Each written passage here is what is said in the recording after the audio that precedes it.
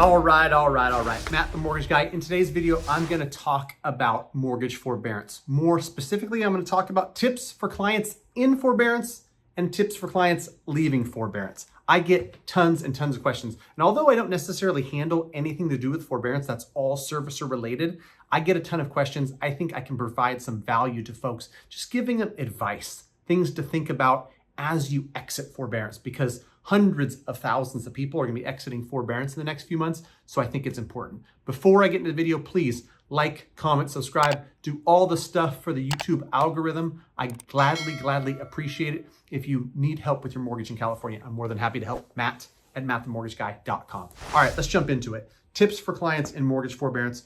As most of us know, mortgage forbearance was part of the CARES Act. People that were impacted by COVID-19 in 2019 were able to enter into mortgage forbearance, put their mortgage payment on hold, press the pause button and delay that 3 months, 6 months, 12 months. Some people were able to do it up to 18 months. A lot of those initial claims are expiring. People are exiting forbearance. People are starting to make their mortgage payments again. So I ran across something that was tips and I put my own spin on it. I'm just going to add a little bit of color to this article that I found on things to think about as you're exiting forbearance. First, don't feel bad about the fact that you took forbearance. If you truly needed it, then great. I will be honest with you. I talked to a lot of people that didn't need it and they took it anyway. So if you truly needed it and you exercised your option to put your mortgage payment on hold, don't feel bad about it.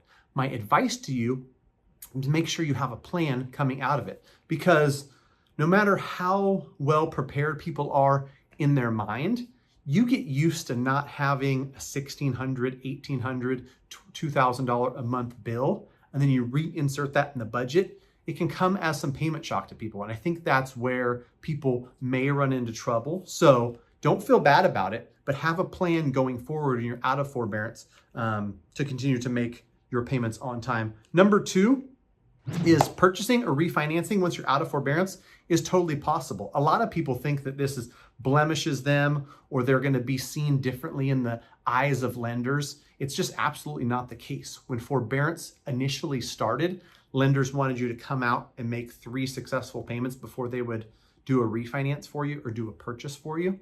That has gone away. That hasn't existed for months and months. Once you are out of forbearance, as long as you qualify, you're able to purchase, you're able to refinance. So it's not going to hinder you.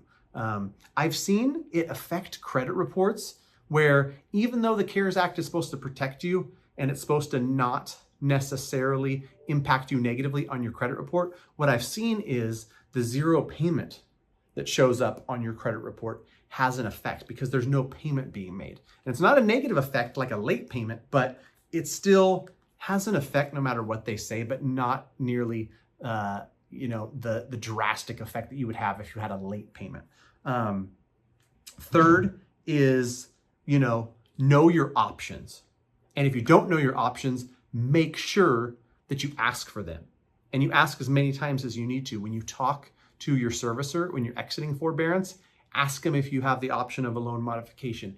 Ask them if you can put the balance that's due on the back of the loan. Ask them as many times as it takes to get an answer that makes sense for you and your budget and is setting you up for success going forward. Because as I've stated in past videos, the powers that be have stated they do not want mass foreclosures. They want the servicers to do all they can. The thing I couldn't think of, the CFPB. They put out a bulletin that basically said, if you're a servicer, you need to do all you can, exercise all the options available to you to make sure that people are in a position to not lose their home. They're offered lower interest rates, 40-year loans, different terms and different modifications that are going to be something that sets them up for success in the future. So I know FHA handles it a little bit different. They put a HUD second on the back. And so all those payments are deferred till the end.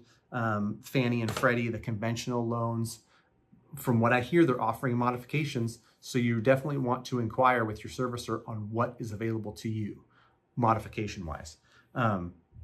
Number 4 here is when you get back on your feet, back rolling out of forbearance, you want to focus on paying one bill at a time, I'm going to urge you to make sure that your mortgage gets paid on time.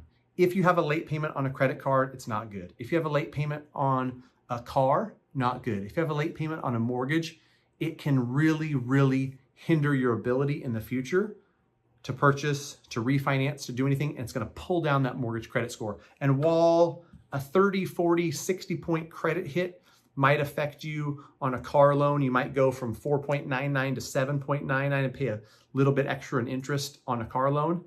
Imagine when you go to refinance, if you get a quarter higher in rate or a half a point higher in rate because your mortgage credit score has dropped 80 points, that could cost you thousands, tens of thousands in interest. So do all you can to make sure that the mortgage is being paid on time, because that protects your credit score a lot more than some of those smaller bills. And in some cases where, you might be in a position where you want to buy or you want to refinance and you can't.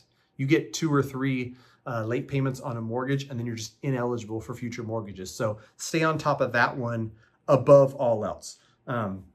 Number 5, if your employment has changed, if your income has been reduced, if you're self-employed, just be prepared that lending in the future is going to be harder than it has been in the past. Not saying that it's impossible. If you have a thriving business, there's no reason to think you wouldn't get approved for a loan. If you've got, W-2 income that's consistent, 19, 20, and 21, no reason to worry. But a lot of people were negatively affected. It's part of the reason why you entered into forbearance, right? And so just be prepared that getting a loan in the future might be more difficult if you've gone through a period of unemployment, reduced wages.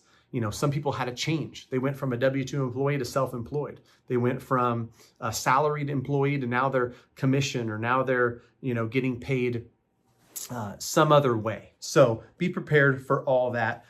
In closing, I just want to say that, anybody who has entered forbearance, circling back to the first part, you 1000% were in the right by taking it if you truly needed it. So use that savings that you had over the last year to your advantage. Don't let this be the start of, a downward spiral. Let it be like a restart, and now you're back out, exited forbearance, paying your mortgage again. Hopefully, job prospects are there and you're getting paid and you're working full time and everything's going good. Let it be a fresh start. So if you have any questions at all about mortgage, please feel free to reach out. Matt@mattthemortgageguy.com. Send me an email if you're inside of California. If you're out of California, just go to greatmortgagebroker.com. Quick 6 questions. It'll connect you with a mortgage broker I like and trust who's licensed to do business in your state. Thanks for watching.